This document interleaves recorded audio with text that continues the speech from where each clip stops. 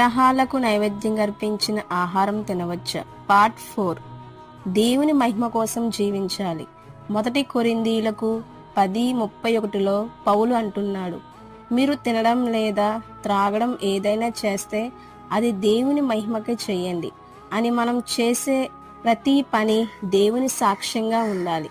కాబట్టి మన ఆహారం తినే సందర్భంలో కూడా ఇతరుల విశ్వాసాన్ని కాపాడుతూ దేవుని మహిమను ఉంచుకోవడం మన కర్తవ్యం. ముఖ్యమైన విషయాలు: విగ్రహాలకు నైవేద్యం అర్పించిన ఆహారాన్ని తినడం స్వయంగా తప్పు కాదు, కానీ ఇతరుల విశ్వాసం క్షీణించకుండా జాగ్రత్తగా ఉండాలి. ప్రేమతో మరియు జాగ్రత్తగా ఆచరించడం ముఖ్యమైంది. దేవుని మహిమ కోసం జీవించడం అనేది ప్రతి క్రైస్తవుడి కర్తవ్యం. అన్ని వీడియోస్ కోసం మా ఛానల్ని సబ్స్క్రైబ్ చేసుకోండి.